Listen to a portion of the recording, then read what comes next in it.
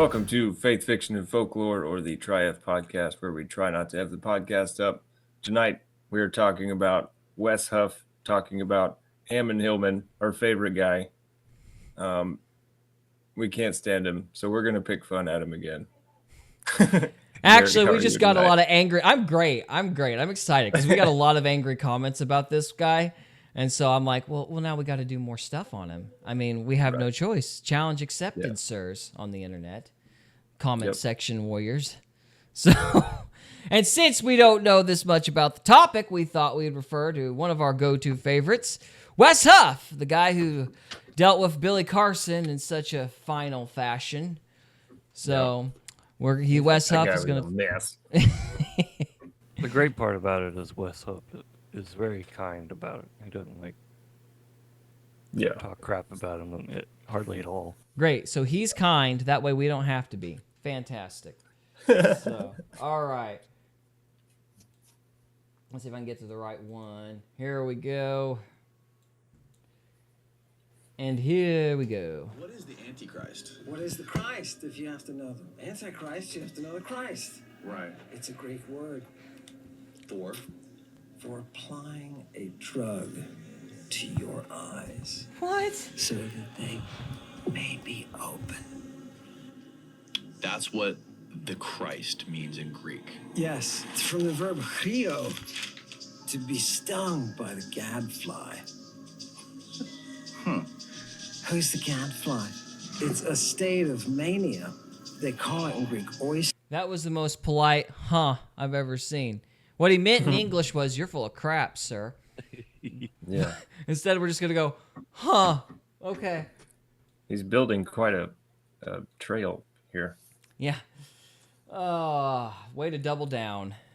Mania, to be in an altered state. Right. It's a thing they had going on. Remember, they have orgies and stuff like that, so... I mean, you're familiar with my buddy Danny Jones's podcast, right? Danny Jones podcast. So Danny's one of my best friends, and he's a fucking gangster because, you know, he's such a humble guy, but a lot of people don't realize before he was ever a podcaster, he was a world-class documentarian and cinematographer, all these things. And the reason I think he's one of the best on planet Earth, he might be second best in my book behind Joe Rogan, is that he doesn't give a fuck who he's talking to. He wants to capture what they say, put it out there, document it, and let other people decide. So you're talking about a guy who talks to people from every end of the spectrum, literally known to man, and the range of his podcast at this point with the opinions of guests has gotten, I don't think there's anything else like it online. Now, he had a guest somewhat recently, like in the last 6 months, named Ammon Hillman. And this is where, I see you smiling about that. This is where I also want to make sure I'm He's already laughing. as the guy hosting the show, just kind of where I stand on some stuff. I'm going to come back to Ammon. I was not the biggest fan of him, but just so people understand where I'm at, I grew up Catholic, you know, St. Anthony's the name of the family. I wear the pennant in that way, but like I'm not a practicing Catholic. I do believe there's a God, there's a creator. I think I'm going to have to answer that someday, so I want to live well on here. I think that a lot of people in the world use different organized religions like Christianity for good. There's a small percentage that uses it for bad. I have some issues with, you know, some of the history there and things that have gone on, but that's just like my personal end of it. So when I tell you I look at these hardcore ancient histories and what we were told versus hardcore religious people and scholars, like I really come at it somewhere in the middle here and am open to what people say. That said, I think everyone from either angle is motivated by the things that happen to them. So to bring this back to Ammon, this is a guy who, to empathize with him, has been attacked mercilessly for years by structures up to and including the literal Catholic Church, where, you know, they got him kicked out of jobs and shit like that. Right. And at the base case, as someone on an expert of language... Let's talk about that for a second. You think Ammon Hillman ought to get kicked out of his jobs? I don't think so. I'll make fun of him, tease him, but I don't think he ought to lose his job. If he's working for the Catholic Church and spewing stuff like this? Well, if he's working in the Catholic Church, that might not be the preferable occupation, fair enough. But I'm talking about somebody going in and, firing him at some random institution or something. Like, if he's good at whatever it is he's doing. Now, if he's applying to be a Greek scholar, you should probably fire him, because I don't think he's that great. So, Yeah.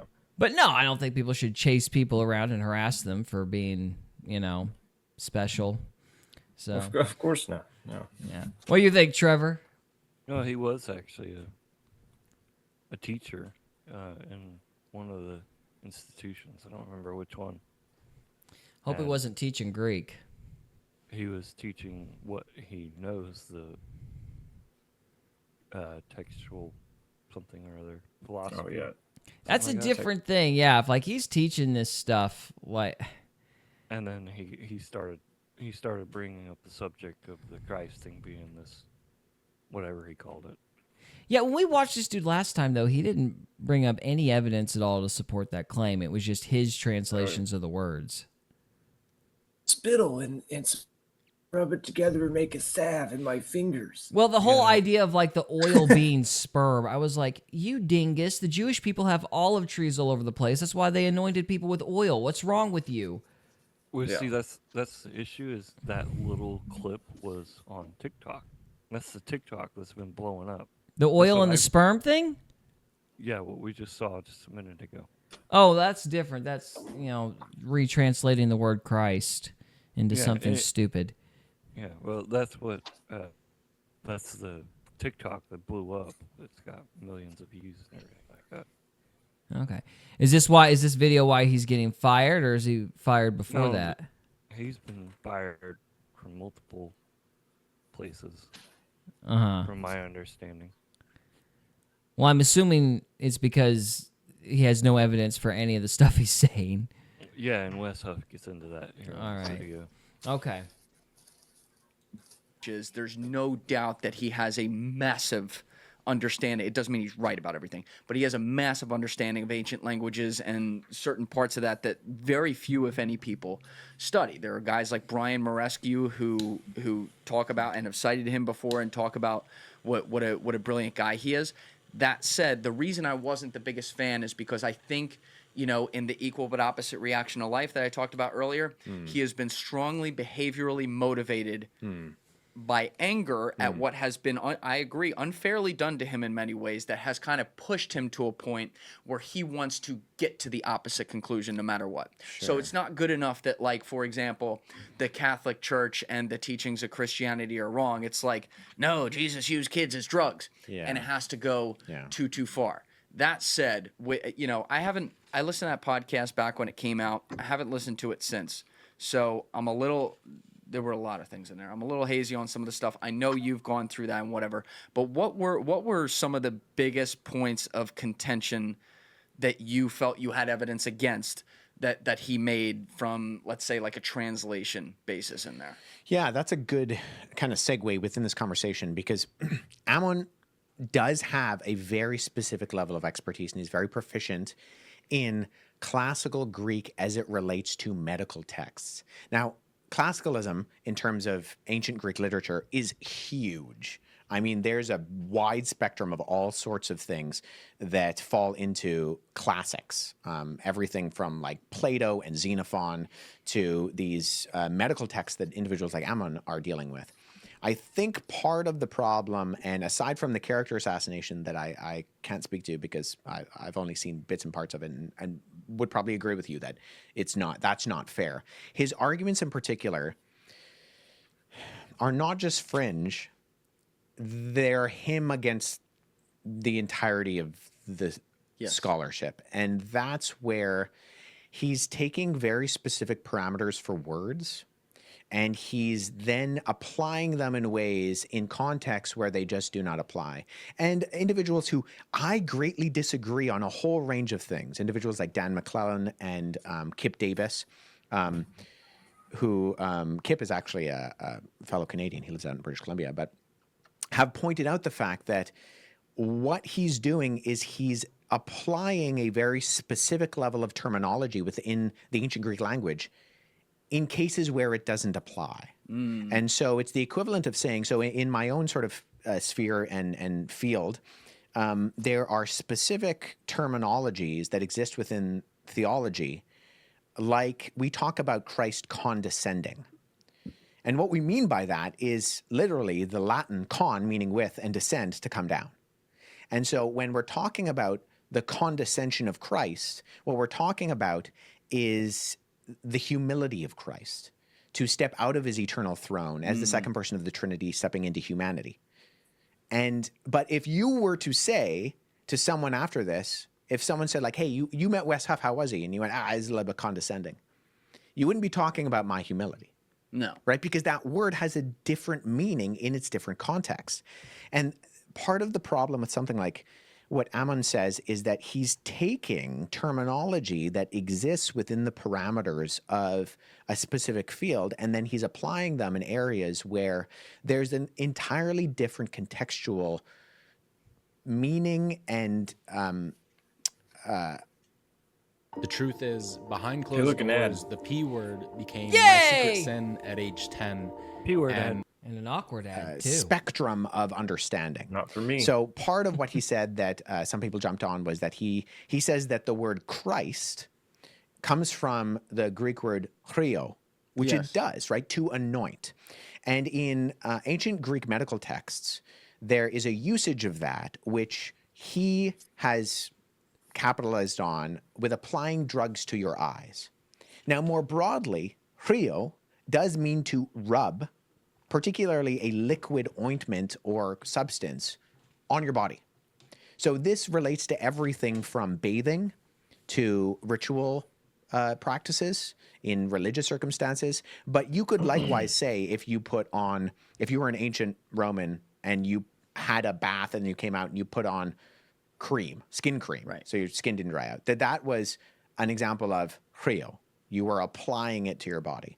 Well, within the religious connotation of Christianity, it is the translation of the Greek word Mashiach, Messiah, which likewise means anointed one, right? There were multiple anointed ones in the Old Testament. It was just a word that was referred to priests or kings and had a very specific connotation in the Mashiach who would come and be different. And the Greek translation of that, which both the Greek translation of the Old Testament and in the New Testament both use, is Christ. Why? Because it means anointed one. So Ammon takes that and he says, well, in this very specific instance, in this stream of classical... Well, that's very interesting. Thoughts? Is everybody following?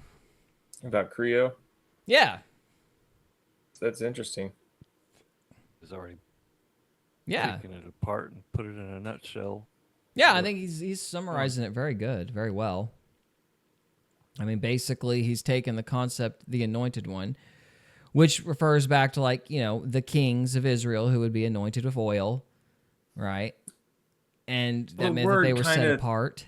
And that has a religious kinda- connotation. That means you're special, set apart, you know. And he's saying, this means what does he even say it means? Like, It means wet.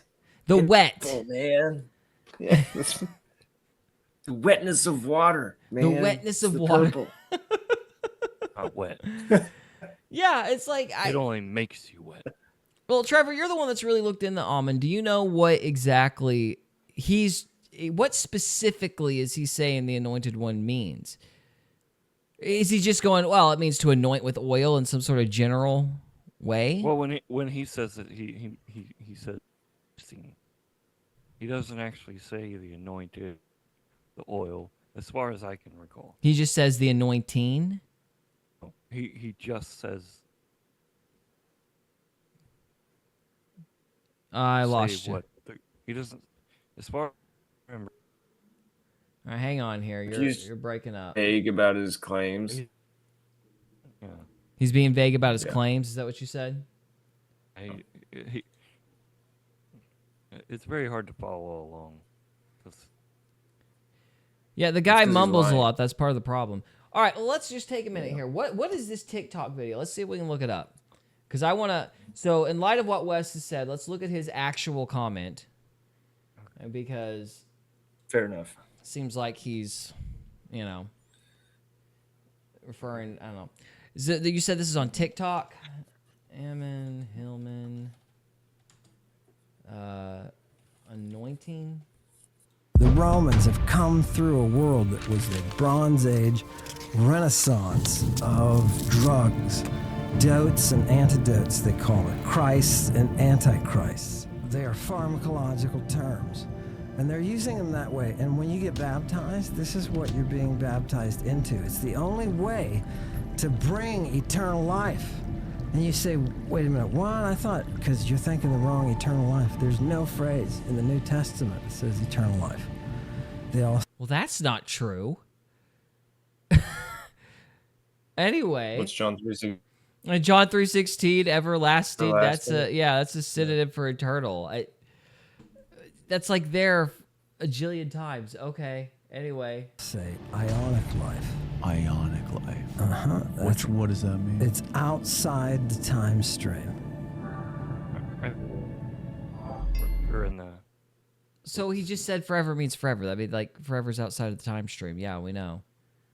I put it in the chat. Okay, you got it? All right, let's see. I'll try to... Well, that was nonsensical and meant nothing. You gotta get outside the time stream and the purple, man. You're streaming. That's about right. It's like, this is just... What are you even saying, man? All right. Oh, my gosh. Copy the link, you Gomer. Good night. Hang on a minute. Let's try it again. Oh, you It's idiot. just putting in what you search. Even though I'm saying copy the link over and over and over again. Copy. Let's try this. Copy link. There we go, moron. AI is going to take over the world, though, guys. Sheesh. All right, hang on. I got to actually adjust the box here because...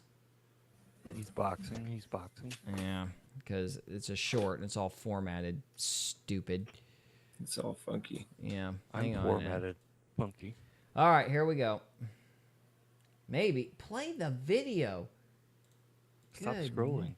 Just hit play. I'm trying. It's freaking out on me. It's because of the purple. Yeah, it's apparently there's some... The purple Christ thing, man. Hang on a minute. Here we go. Let's try this again.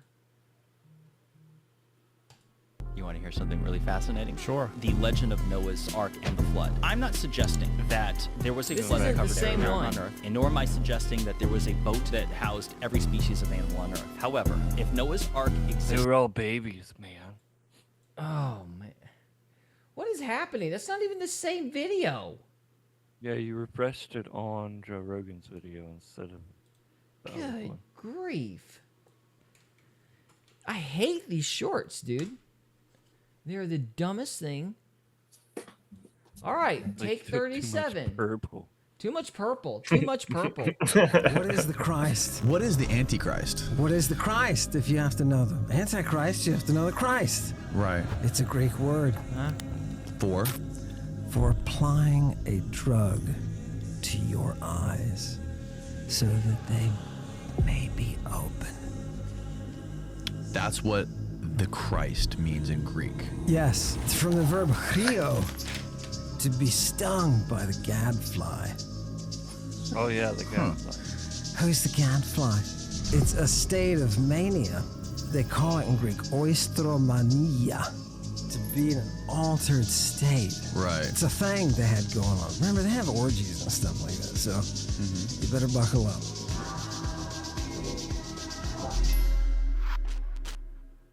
What is the Christ? What is the Antichrist?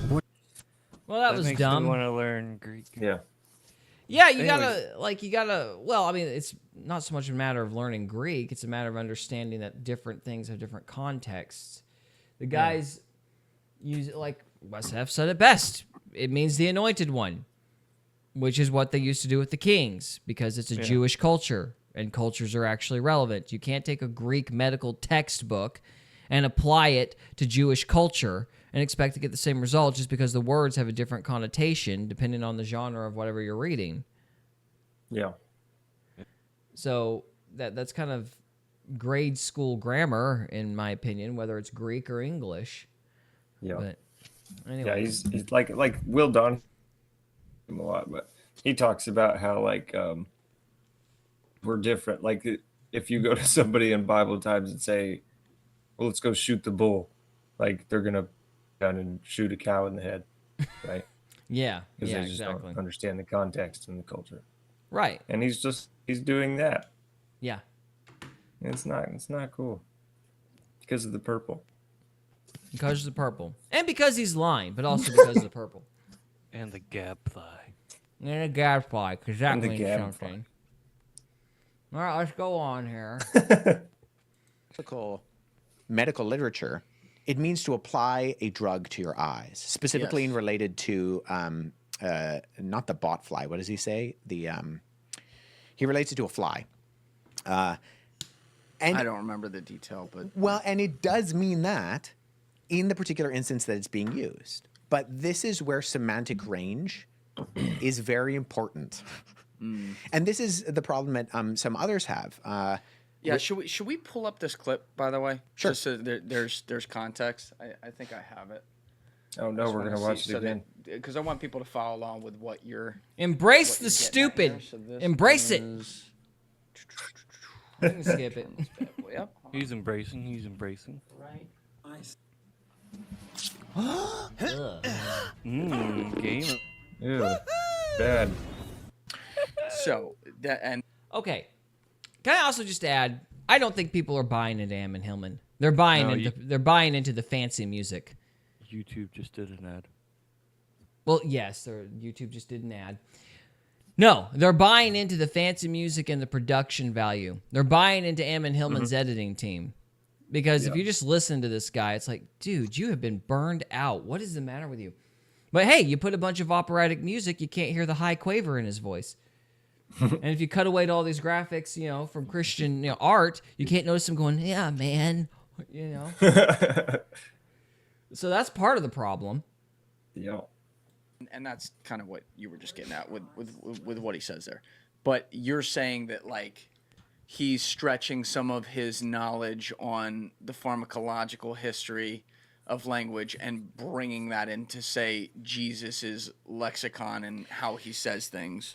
Yeah. you know. So there's two sort of terms that are used specifically within biblical studies, but this applies to anything within the ancient world where we're trying to come up with translations in deriving meaning. The first is there's a discipline called hermeneutics, and hermeneutics is this interpretation. It's the methodology of interpretation that we use on a particular text.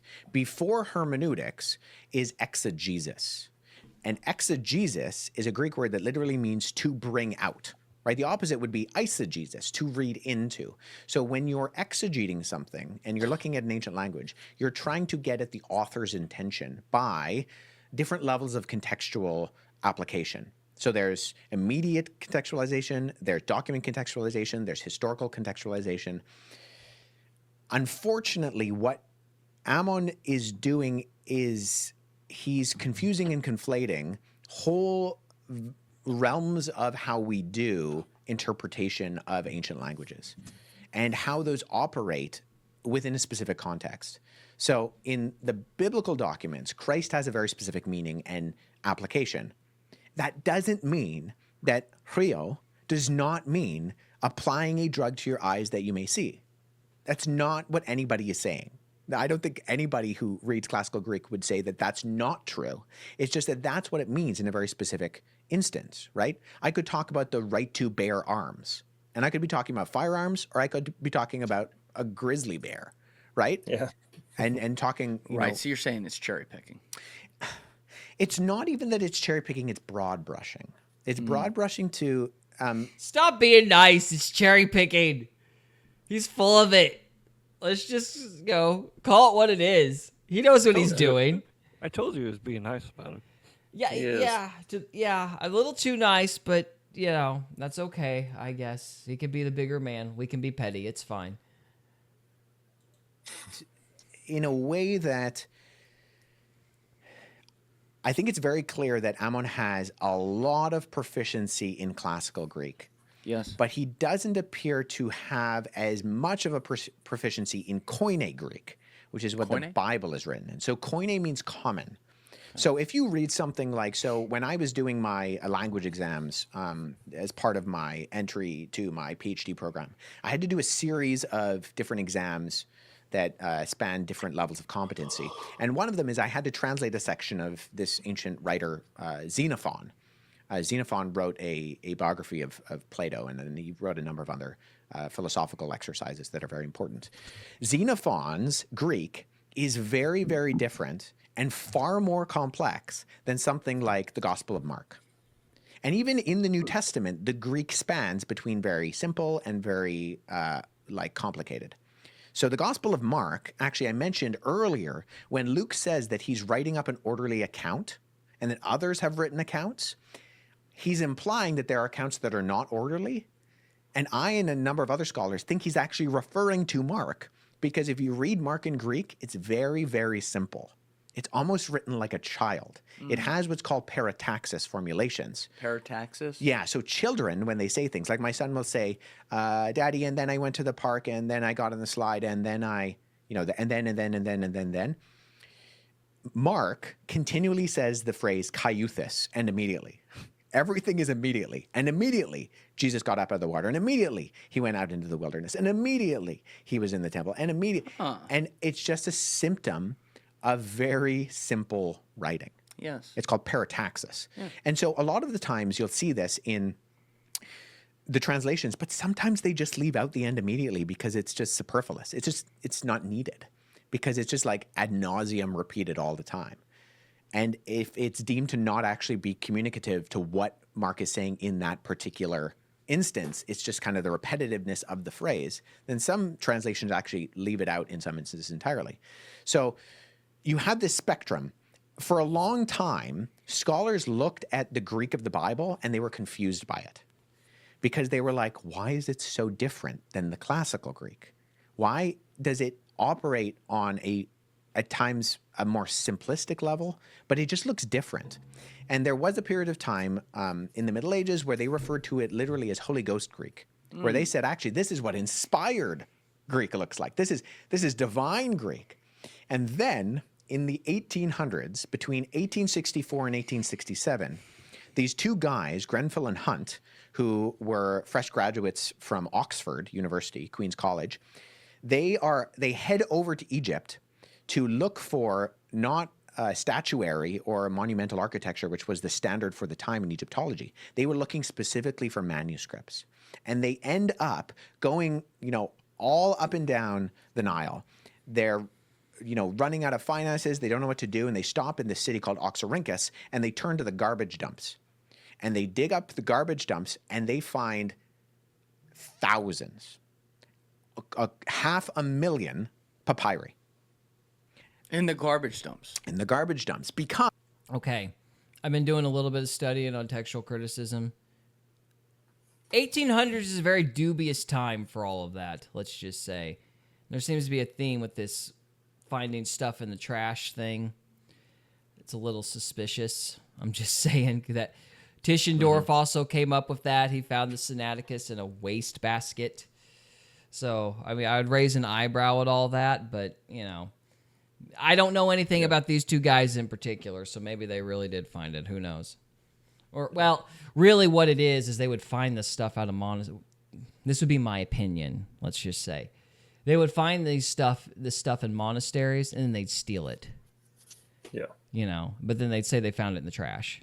That's really what Tischendorf did.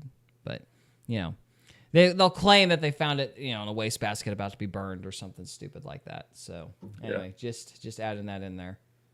Oxyrhynchus was this key center of learning. However, a lot of it is just what's sometimes called documentary papyri, where it's things like receipts or it's things like communication from political officials. And lo and behold, this Greek looks like New Testament Greek.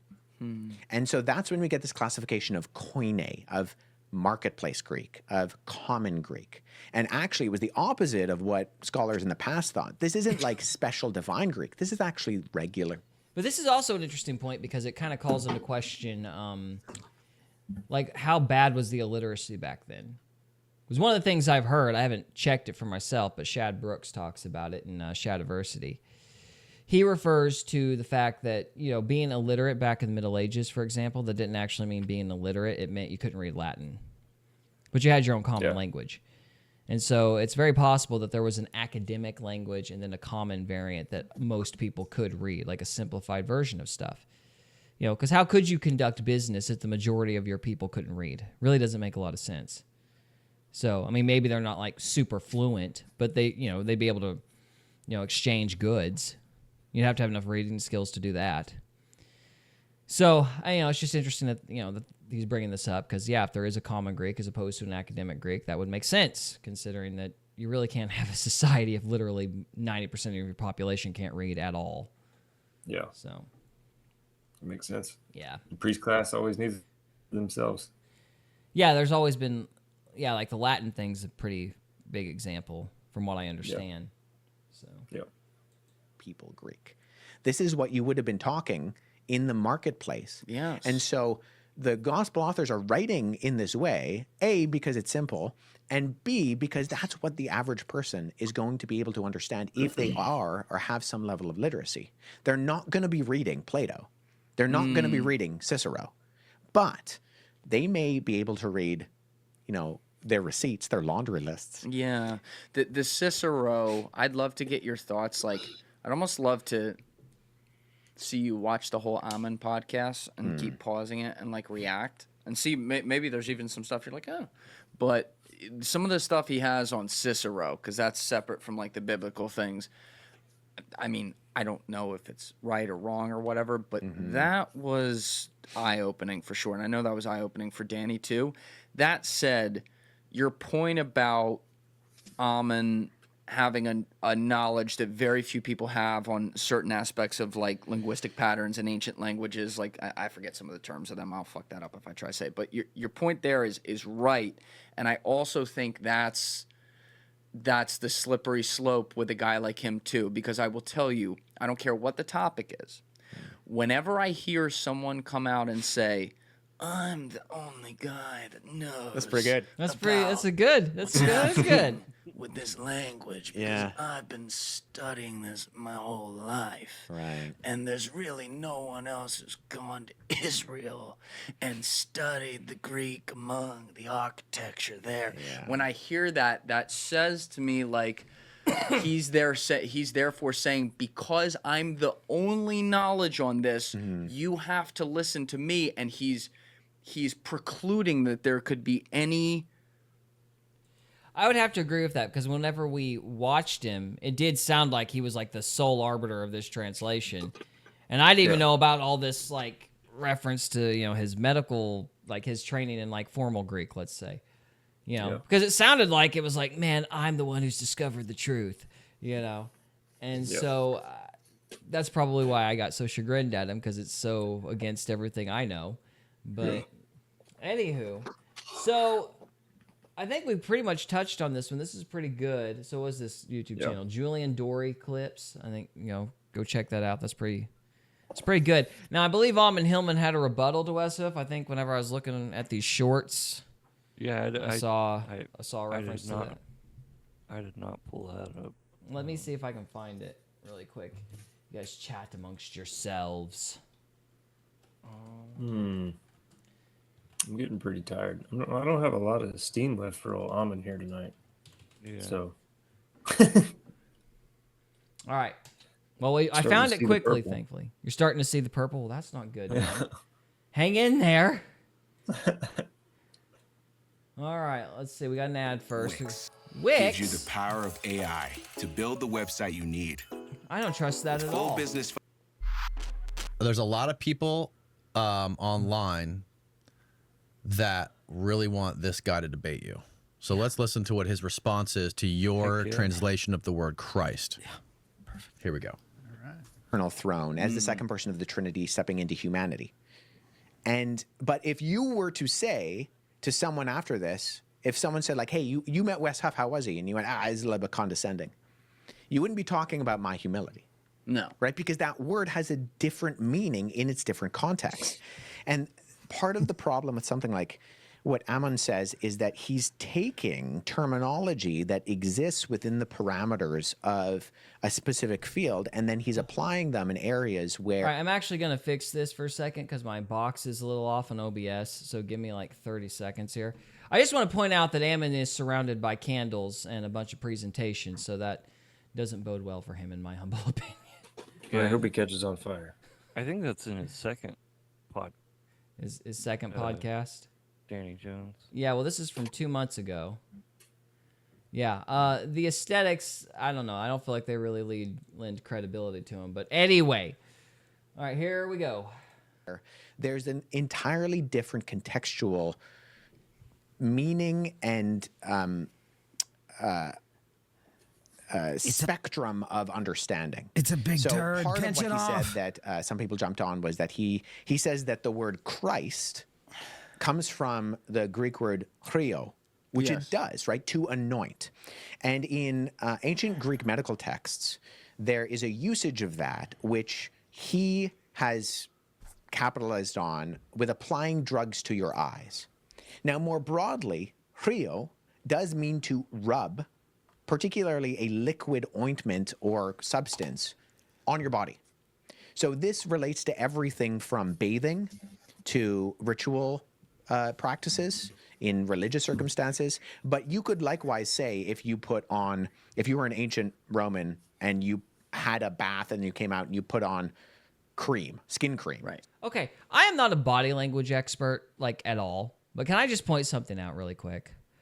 You notice how he's, like, trying to smile and act all confident, but his eyebrows are up? Does anybody notice that to me? Like, that to me, I'm going, that's an act. He's very... He's uncomfortable. Yeah, you can tell the way he's shifting his chair. I mean, I can't say too much. I'm, shifting in my chair. I blame the caffeine and nicotine, but anyway.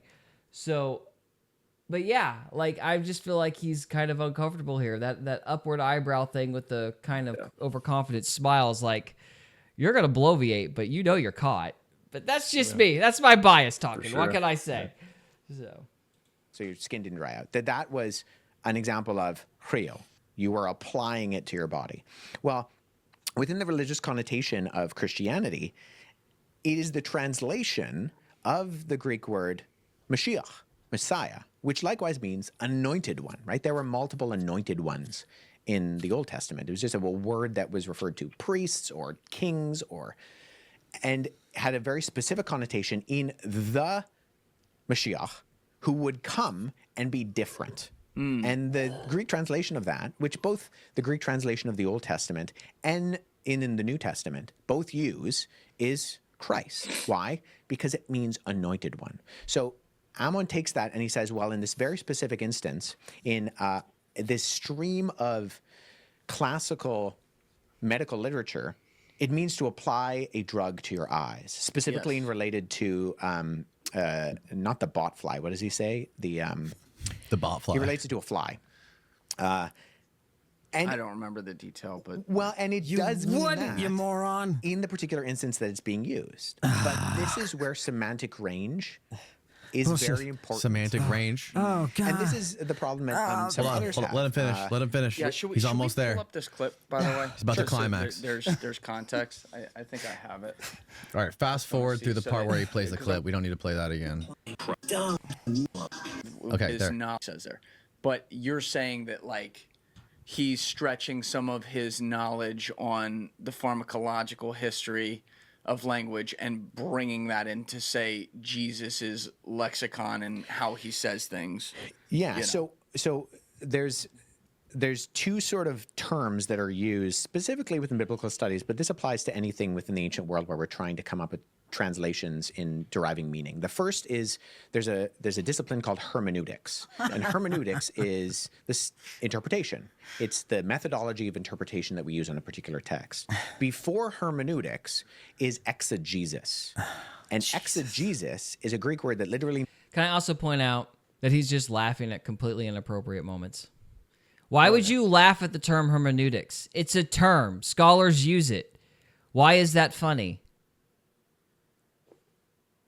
I don't know. Like, am I crazy? Like, am I reading too much into that? I'm like, what? Why is that funny? Like, yes, there are hermeneutics. You guys are, yeah, that's the bottom line. Maybe he thinks it's a silly word. It is. Hermeneutics. It is hard to say. So, all right, let's see. What's your response, man? Means to bring out. Right, the opposite would be eisegesis, to read into. So when you're exegeting something and you're looking at an ancient language, you're trying to get at the author's intention by different levels of contextual application. He's so pulling the demon out of you. Stop! You're trying to stop! I can't take it. You look like you're going through an exorcism right now. Is Wes Huff pulling the devil out of you right now? God. He's confusing and confusing. Haven't you ever heard of hermeneutics? It's realms of how we do. Stop. You're trying to get to the intention of the author. No, you're not. You're reading an ancient language. Amen. You're pulling out a specific context in Galen's medical text and trying to apply it to everything across the board, which is intellectually dishonest. Here's the problem. I'm not pulling it out of Galen. Does Galen have it? Yes. Fucking Euripides has it. He gets a sex drug that is a Christ. One of the characters asks, is it a Christ? Euripides, I'm looking that up. What is Euripides? How do you spell Euripides? Euripides? You rip a new one. All right.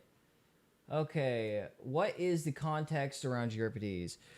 Okay, let's see here. Dadgum, it'd be nice if these windows would actually match. Let me just read it.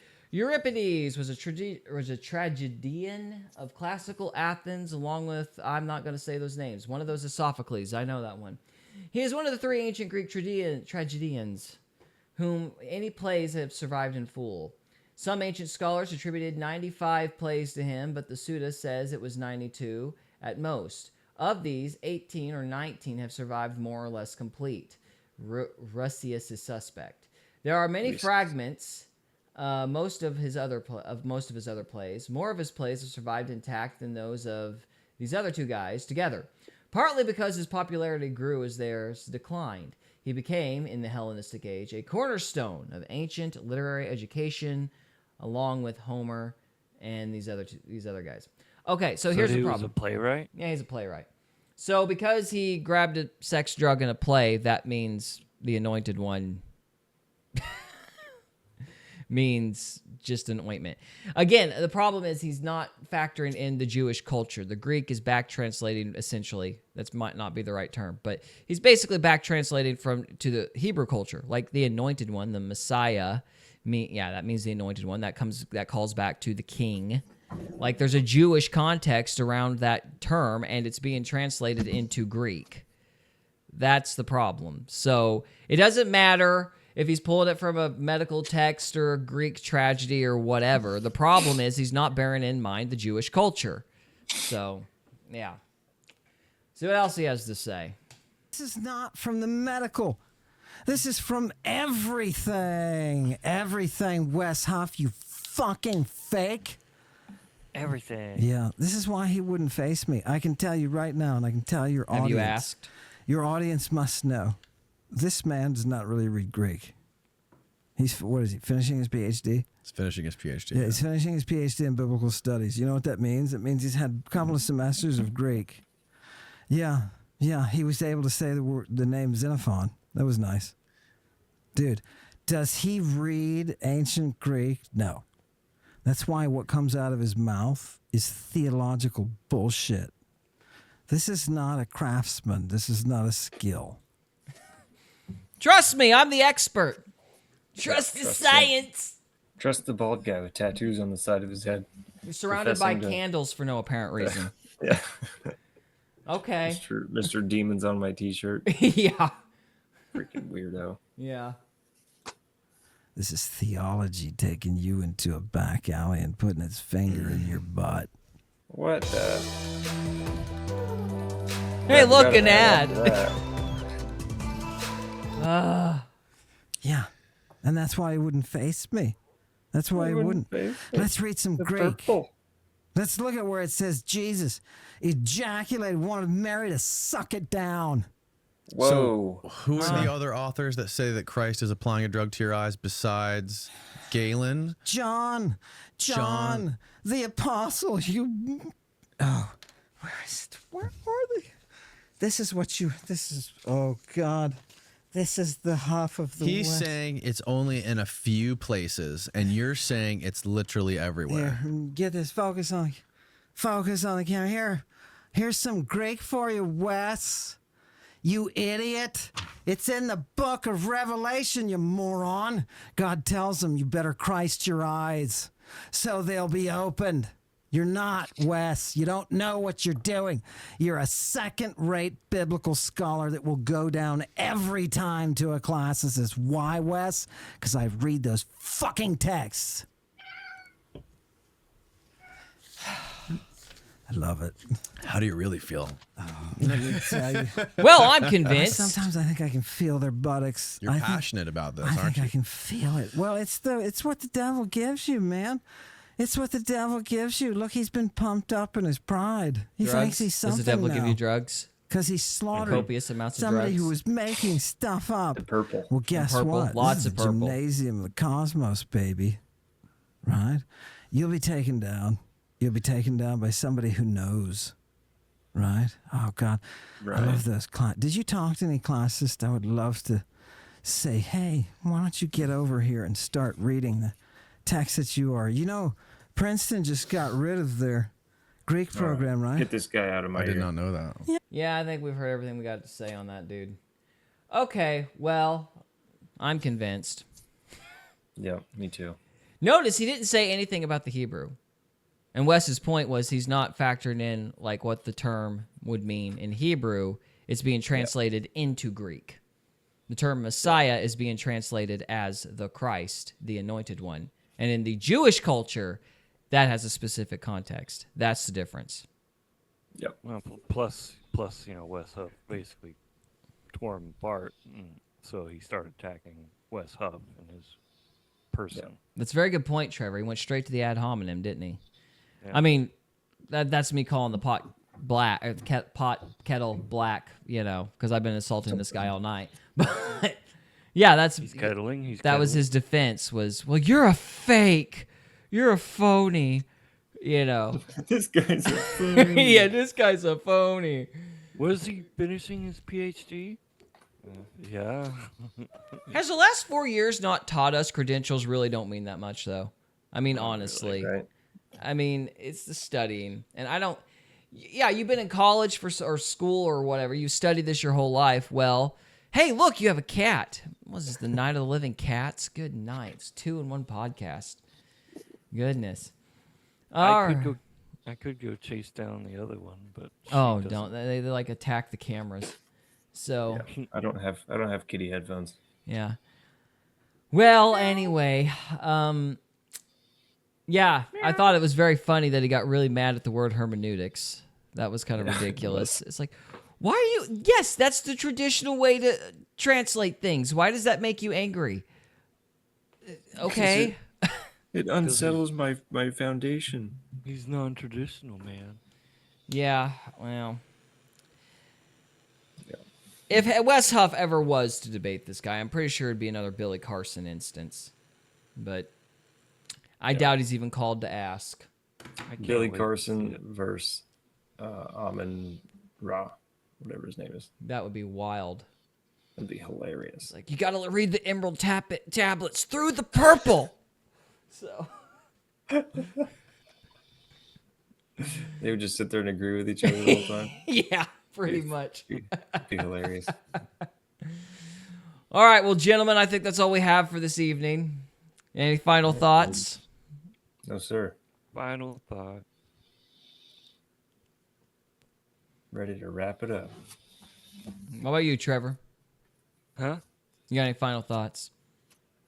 No, I'm good. All right, well, we'll give you one more dad joke. You want a dad joke? No, I don't want one, but it's tradition, so make it fast. Okay. Crap. You know what? That's a good one. How about this? Okay. How about we leave it up to Brad Stein to give us a dad joke?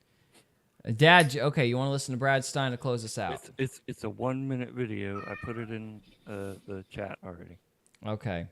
All right. Let's see if I can actually get this to copy and paste. All right. Yeah. All right. Let's see. Hey, it's a short and it's actually centered. What the heck? It's hilarious. It made me laugh. All right, here we go. But I don't think people are afraid to get in wrecks anymore, because why? We have bags to shoot out protectors. Before there were bags, you never saw cars with phones, did you? Now they shoot out from every angle. It's like people want to get in wrecks to see what it feels like.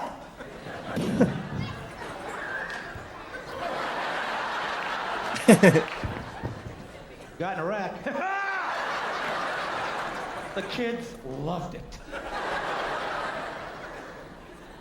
Bags shooting out, it's unbelievable. We need to take the bags out so people start paying attention. Now look at kids. I see kids everywhere. You know what? They're looking at me like I'm crazy. Why? Because I said bags. They look at me, of course, bags. Why? They have grown up in a bag world. They've never known anything but bags. They think bags were always how it was. All the cars have bags. Makes sense to have bags. I bet the Model T had bags. Wasn't sophisticated. Just a midget with a paper sack. No bags. See all these scars on my face? I had to go through windshields so kids like you could have bags. Well, let me ask this question, though. If we remove the bags, will we get more Ammon Hillmans? I would say less. Less? Yeah. Fan out He'd the be like, gene. steering wheel actually means safety device. And then he'd smash his face into the steering wheel and he would die. So we're going to take a Darwinian route and say we're cleaning the gene pool. Got it. Yes. 100%. Okay, well, on that chipper note, guys, thank you so much for watching. We'll see you next time. Good night. We hope you enjoyed this episode of Faith, Fiction, and Folklore. If you did, we would love it if you would subscribe to us on YouTube or follow us on Rumble. We can also be found on X, Instagram, and Facebook. And we are available on Spotify, Apple Podcasts, Amazon Music, and iHeartRadio. Thank you again very much for listening, and we'll see you next time.